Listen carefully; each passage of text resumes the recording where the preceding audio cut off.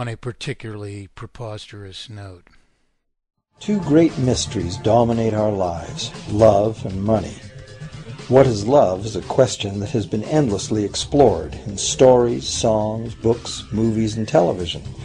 But the same cannot be said about the question, what is money?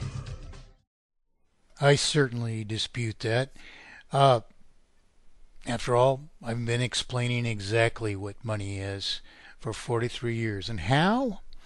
By tracing it from its origin to its facts and life cycle of circulation.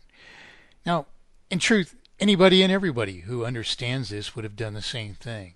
But to say, even borrowing from the author of that work, that money, that we don't understand how money is issued and that it's just issued as a debt, is a preposterous giant leap backwards by someone who doesn't even understand what they've stolen from.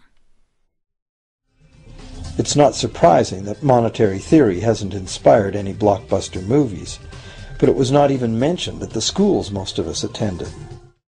That is, of course, unless you were in my high school economics class, where upon the teacher's assertion that circulatory inflation caused price inflation, I raised my hand and disproved that there was even such a thing as circulatory inflation if you merely collateralized debts, and that in fact interest multiplied artificial indebtedness, causing price inflation because industry is forced to elevate its prices to maintain margins of solubility, and so on and so forth.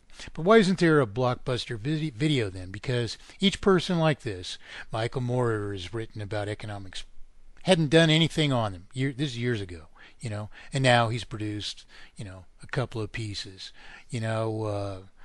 People have written Matt Damon, and what do we have? The problem here is you write Glenn Beck twice, and next thing you know, he's quoting Thomas Jefferson from your pages, a quote that's all over the internet, which academia has advised you many years ago. Thomas Jefferson never said, according to any documentation they have, which doesn't disprove, of course, that he said it. But if you're introducing it, and everyone therefore is taking it from your pages and it's everywhere, it's because it means something, regardless of whether Jefferson said it or not. But the thing is here, the reason that people are there's no blockbuster video done on this or movie or piece is because each person goes off as if, they understand the thing perfectly, they can account for all the angles, and they can make the presentation, which delivers the vital message to the people. They go up to the captain and shout, you got to come about, and the mast, then, the ship is dismasted. We think that money is a debt. That's the issue. Everybody go see that Money is a Debt blockbuster. That guy really knows what he's doing. Most of us believe that banks lend out money that has been entrusted to them by depositors. Easy to picture, but not the truth. In fact, banks create the money they loan, not from the bank's own earnings, not from the money deposited, but directly from the borrower's promise to repay. All right, there you have it, right there. If that's where money begins, when we monetize production, and believe me now, this pretended authority hasn't introduced a truly new way, which is accountable for the objects and requisites it must meet, if it's a veritable way, alternate way to issue money.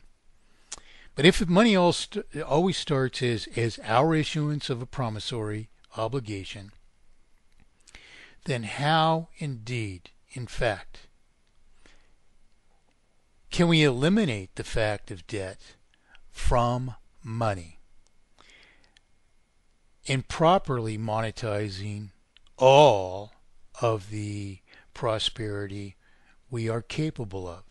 It's mathematically and physically and rationally impossible, because obviously if you go to the bank or our common monetary foundry, or these plagiarists, publicly owned central bank and lawful bank of our friend Roger over there in England now, who's had one conversation with me and is in competition with me now, resisting all of the explanation for why whatever has to be done has to be done. You know, how are we ever to sustain prosperity? You think, oh, that money, that idea of just spending money into circulation sounds great to me. Well, how in the hell does this happen? You know? Oh, well, we spend it on permanently necessary infrastructures. And I'm sorry, I'm so tired of this video already. I might as well just cut this real short here. That's what they're proposing. Now, we have Ellen Hodgson Brown, Steven Zarlinga, Dennis Kucinich behind this. Ron Paul saying, oh, competing banks are somehow going to accomplish some purpose which is going to, save us, but he can't tell us what that is or how it would work. He just says competing banks are going to save us, and we already have competing banks, and we have interest, which is terminal, and he refuses to discuss that even. So who are these people? With countless further ideas which they don't even bother to qualify. By qualify, I mean show us how 2 and 2 make 4. This is what we need to see to solve all these problems that we have, which are the result of a handful of people trying to steal from the rest of humanity by this ridiculous ruse which put Jesus Christ on the cross, and we haven't rectified yet. Come on, people. Wake the hell up. Okay, so what are these people proposing to do to spend money? Well, we need a certain circulation, so we'll spend it into circulation. How are you going to do that? Government, infrastructures. Okay, right. Well, that's exactly what mathematically perfected economy does, except when it introduces the circulation to pay for the new bridge, it couples that with an obligation to pay for the bridge as the bridge is consumed, which has to happen in order to avoid inflation and deflation. But if you're only going to spend money into circulation, which is what they're claiming, then you have to have a government of such size and infrastructures of such extents that equate to enough circulation to sustain all of the other things. And how would we get that circulation in a mathematically perfected economy? By simply restoring to each and every person their right to issue their promissory obligation free of exploitation, which is what we do. You see? Well, what are they advocating? That in order to build a housing tract, we have to build a bridge so we can get the money into circulation. So we've got 9 bridges in one block going across the same river just because we need that money into circulation. Oh, people say, no, you need streets. We can do it with the streets, or we can do it with the plumbing, we can do it with the water system, and we can do it with the electric system. Okay, sure, you can.